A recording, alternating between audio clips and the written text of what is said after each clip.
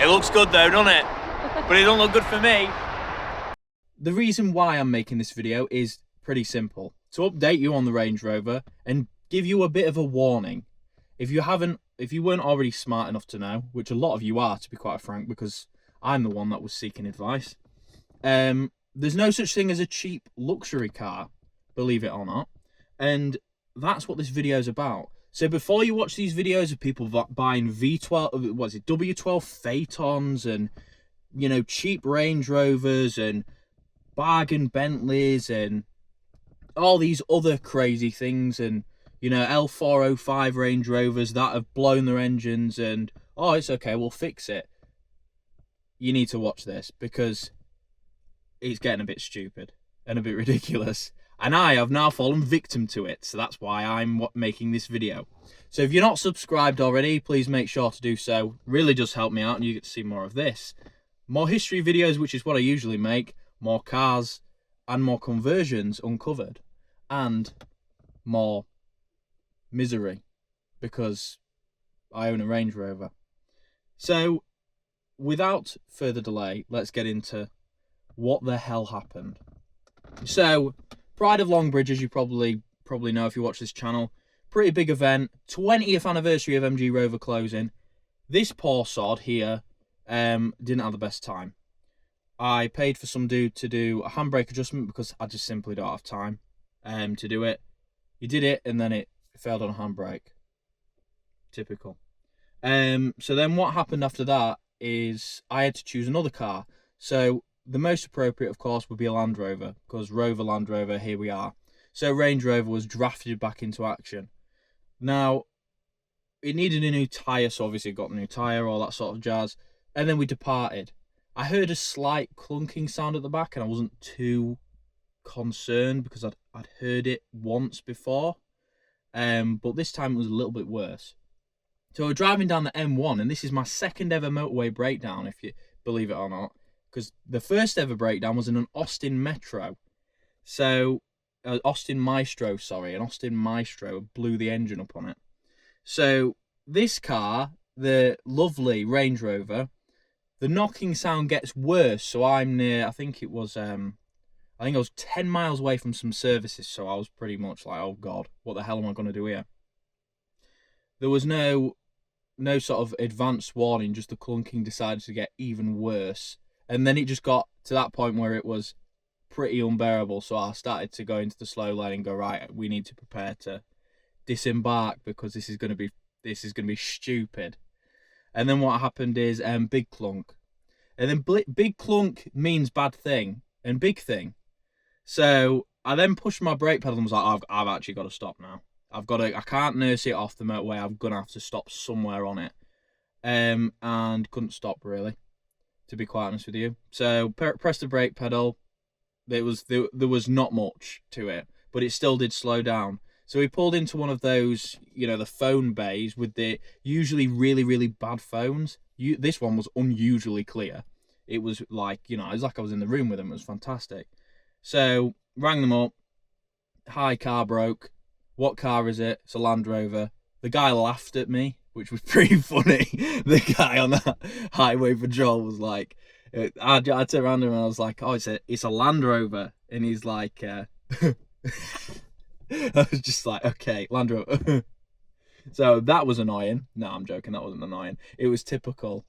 So I got laughed at then. And as you're probably laughing now, I'm just being laughed at because that's miserable life of Land Rover. No, I'm joking. Land Rovers are pretty funny.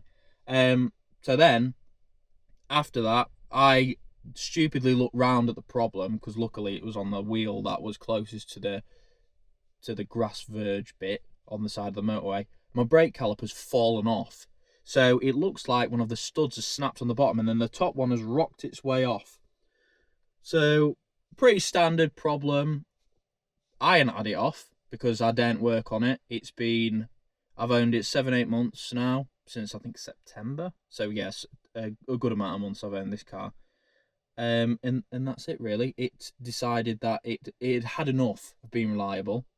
But what followed was really where it gets crazy and really friggin' annoying. So the car Cool, get it recovered, all that jazz. Missed my hotel, god damn it, Premier Inn. I didn't get the joys of the Premier Inn, and I absolutely love Premier Inns. So the car, we got it recovered home, and then as it came off the trailer, the piston fell off. So the piston that goes in the caliper just flew out. Brake fluid absolutely everywhere, all over the truck, all over the floor, all over everything, all over the brakes, the brake discs and pads on that side. It was just crazy. And the wheel. So we get it off the trailer. It then cuts us a nice little thing in the wheel, which was very interesting. But luckily for me, it still stopped, which I thought was a bit miraculous. It must have one of those weird safety systems in it. And then car is doing its due. It's a Land Rover. It's broken. It's sat at the side of the road. It spent a good day there until I could get it into a garage. Get it recovered to the garage, and it's one of those approved garages. You know, it can only use this, that, and the other, because I kind of want to retain that originalness about it, if that makes sense. But sadly, they can only use approved parts, which come from Land Rover. So you know where I'm getting to with this. So the car cost me about £2,600, right? So this is a pretty cheap car. Mainly because it had a few like tiny problems with it when I got it, and the guy didn't really know what to do with it, because I think he'd had it for absolutely ages. He was like, well, I kind of want to move it on. And as a car dealer, I think once you have a car for longer than a month or so, it's a bit questionable. So he gets his he goes, yeah, go on then, sells me the car. £2,500, I think I paid, 2006, something like that. Get it to the garage, they have to price everything up. Get a call back the next day, £1,140. So that's because the carrier for the caliper, usually people would use the TRW ones. Apparently they're not particularly great. So it's a genuine Land Rover one. So that's about £600, just the carrier. We need to flush the whole brake system because it's contaminated, and it needs new discs and pads as well. So that's fantastic. So may as well get them done at the same time. Managed to talk them down a little bit on it, not for any other reason, just was like, we'll just use a cheaper caliper, blah, blah, blah, blah, blah. It's still expensive. So here we are. That's nearly half the price of the car. So there is no such thing as cheap luxury motoring there just isn't. And people will probably be asking me now, do you regret it? No. Because the first thing I did when I went home is watch videos of Land Rovers. Because I'm sad, a sycophant, and I love Land Rovers. And I'm going to miss that car while it's away. It hasn't soured it any bit. I actually miss it, which is really, really weird. There is no such thing though as cheap luxury motoring. If you're buying something that used to be £80,000, like a Phaeton, like my car, Range Rovers are obviously the main thing, and it breaks and you moan about it, you just don't get it, because you bought an expensive car that needs expensive things because it's expensive. And just look at the capability, right? That thing is just a monster. It can do everything. It has everything going for it, and everything to go wrong. And that's the problem, because people, I think what YouTube kind of annoys me a bit. And this video is an example of luxury car derangement syndrome, and you know, people are a bit entitled, thinking, oh, I should be able to buy a really expensive car, and it costs nothing. No, it doesn't. It costs loads, because it does. That's the problem. You've got to forgive it for its problems, because it was designed at the time to be the top level of the top of its game. It was designed to be the pinnacle of its category. The Land Rover, Range Rover, L322, any of them, all of them, they're all designed to be the pinnacle of their category. And it's the same for, you know, the crazy German, the Age of Beasts in Germany, with cars like, it makes me sad to say Bentley, but like the Bentleys, the Turbo Rs, the Continental GTs, you know, the cheap Rolls Royces, all of these cars, and of course we'll get onto actual German things as well, other than German in ownership only. things like the Phaeton and stuff like that, they were designed to be the pinnacle, the absolute top end. And people just seem to forget and then moan about it. There'll be like a trim rattle in the Range Rover, and they'll create like a whole thing about it. Fair enough, views are views on YouTube, it is what it is. And, you know, I'm kind of feeding into it by doing this, which is fair enough. But I think people need to be a bit more self-aware. And I think people need to be a bit more understanding of, you are buying something that is very high technology, and it's going to go wrong. And that's kind of it. As long as you don't act like a twat and think it's your entire personality. So if you buy a Range Rover or something like that, it becomes your whole personality. I know I bought a Barber jacket, I'm sorry. I've got 2 now. It's just my whole personality. If it doesn't become your whole personality, you'll be fine. You won't be as mortally wounded. You won't sit there and feel like you've been smited because your Range Rover from 2006 has broken down, and it's so sad. Boo-hoo. But at the end of the day, it is what it is. You need to be self-aware when buying these cars. You need to sit there and weigh it up. Is the Corsa the best way to get to work? Hell yes. You get to work, it's cheap. If it breaks down, it's fine. Is the Range Rover the best way to get to work? No. You're silly if you think so. Is it the coolest way to get to work? Hell yeah, of course it is. It's the coolest way to get anywhere. Is a crazy V10 Touareg the best way to get to work? Oh, hell yeah. No, it's not. But it's hell yeah cool. You know, it's sick. It's really, really funny.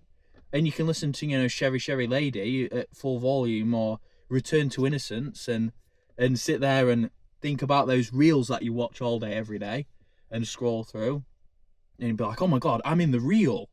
And you'll be fairly content about it. But the minute it goes wrong, is if you're not prepared mentally, physically, I don't have my wallet because it's been set on fire, but monetarily, to deal with these cars, you are just delusional. And yeah, things come up at a bad time, yeah, of course they do, and it's no way of me criticising that, but I think people just need to be a bit more self-aware of buying these cars. The Facebook groups are full of it. The groups, the forums less so, because these people that are stupid enough to buy a really high-end luxury car from like before I finished secondary school, and sit there and go, oh, it's broken, they can't sign up for a forum, it's too hard. But Facebook's kind of like the yellow pages. It's sort of given to you when you're young enough to do it. But I'm sorry, I got hay fever. But at the end of the day, they're full of people moaning. People need a reality check. That car is, the L322 especially, and all of these cars are coming up in the world. So these people going, oh, it needs a ball joint every 2 years. Yeah, of course it bloody does. It's blooming massive. It's humongous. Oh, you don't just... It's crazy, the running costs. I need to also service the gearbox.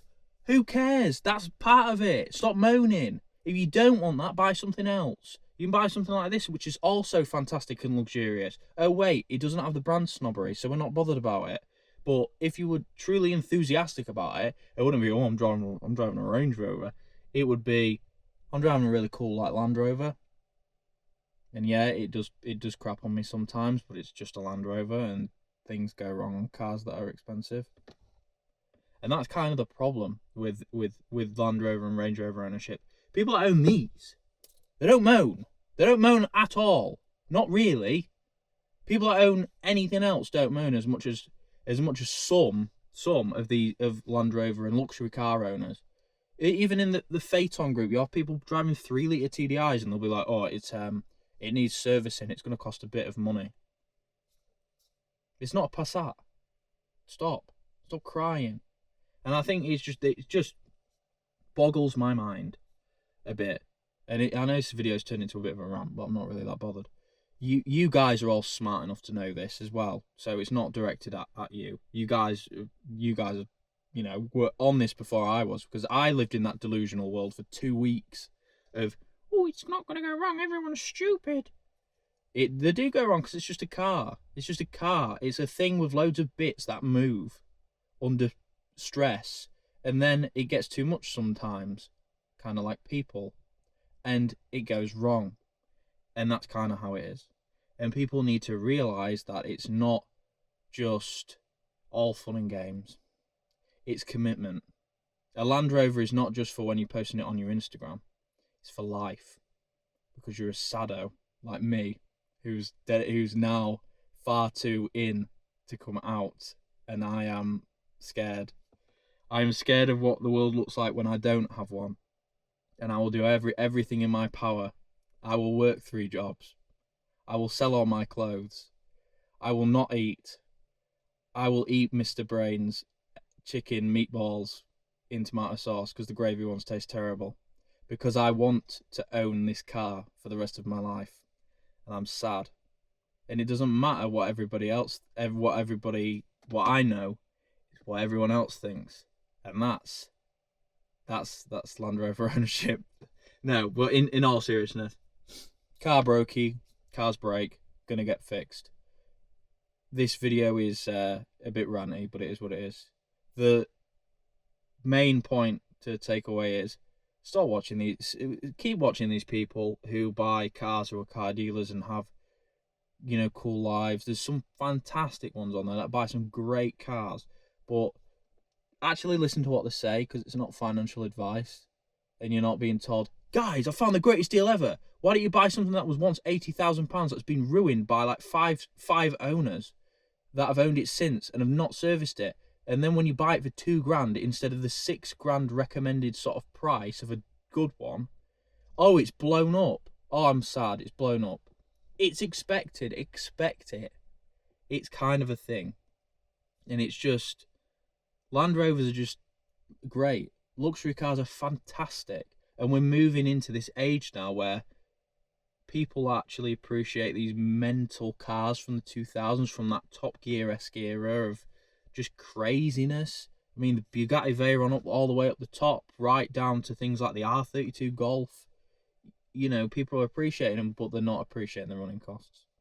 Because the classic car of today, the modern classic of today, is not the modern classic of yesterday that is now a classic. Because they're nowhere near as simple. They are far more complicated than anything else. An old Triumph is not the same as an old R32 Golf. Both are cool in their own right, but both are machines that break. Just one's more mechanically advanced than the other one. Doesn't mean any of them are better, but it means one is going to cost far more money than the other one, and that's just a fact. It's just a economy of, it's like an economy of scale. That's huge.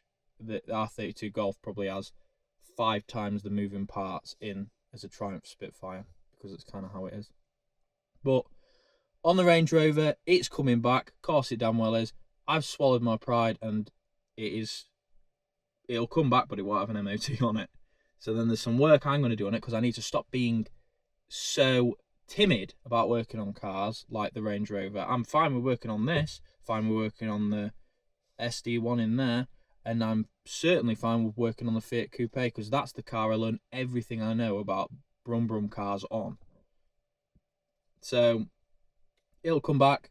I'll let you know how it goes. But my Range Rover Brokey is kind of the theme of this video, and expect the Metro Plus and Metro Laser video tomorrow, because that is going to be a pretty good one.